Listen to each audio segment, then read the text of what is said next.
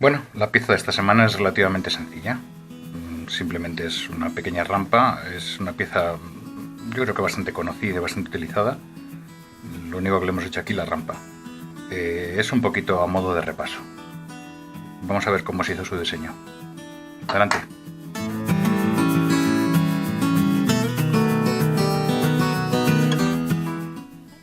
El diseño de hoy se compone básicamente de dos piezas.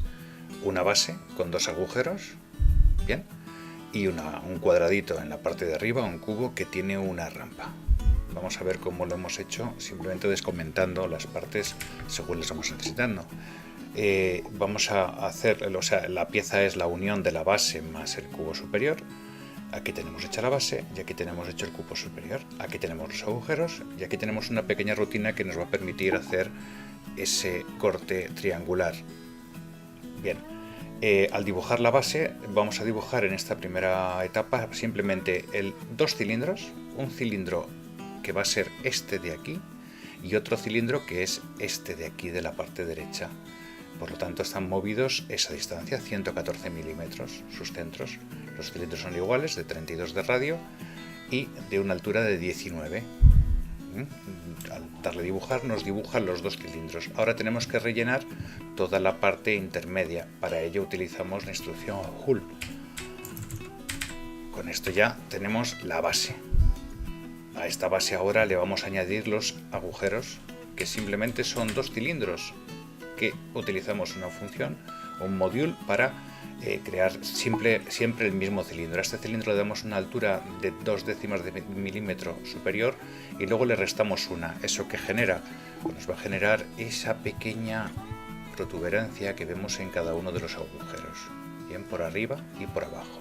Ahora al hacer las diferencias, la diferencia entre la pieza y los agujeros, lo que obtenemos es simplemente eso, la pieza agujereada. Ya tenemos la parte de arriba, la parte de abajo, perdón, la base. Vamos a hacer ahora el cubo superior, la parte cúbica que tenemos aquí con el corte.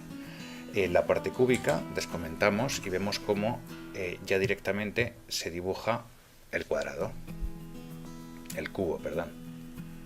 Vamos a darle un tiempo a que se lo piense. Bien, ya nos dibuja el cubo en su sitio. Este cubo tiene las medidas que aquí nos indica, 64 por, lo diré, 64 de altura menos 19, bien, hasta ahí viene el corte, y de ancho también 64. Ahí es donde tenemos las medidas del cubo. Bien, la manera de centrarlo es haciendo un traslado de la mitad de lo que teníamos de la base menos la mitad de lo que ocupa el cubo.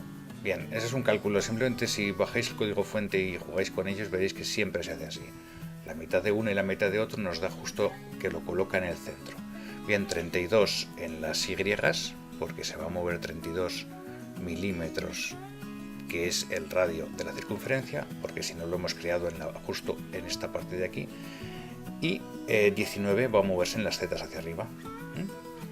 Bien, pasamos al siguiente. El siguiente, bueno, pues simplemente es crear el prisma triangular.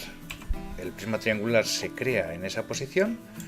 Automáticamente lo que hacemos es rotarlo para que adquiera esa forma que es la que necesitamos para hacer ahí el corte. Y la última operación es trasladarlo. Si os fijáis, la manera de centrarlo vuelve a ser muy parecida, pero con diferentes medidas. Y la manera de colocarlo en su sitio, bueno, pues aquí la tenéis descrita. Eso nos provoca ese pequeño, ya con el ZT y el ZO, el 0,1 milímetro y el 0,2, nos crea esos pequeños salientes que nos van a servir para cuando ahora apliquemos la diferencia entre una parte y la otra. Esto es que al cubo le quite ese pequeño corte triangular, nos salga correctamente la pieza. Bien, pienso que ha sido muy sencillo. Podéis bajaros el fuente y verlo tranquilamente, jugar con ello. Hasta la semana que viene.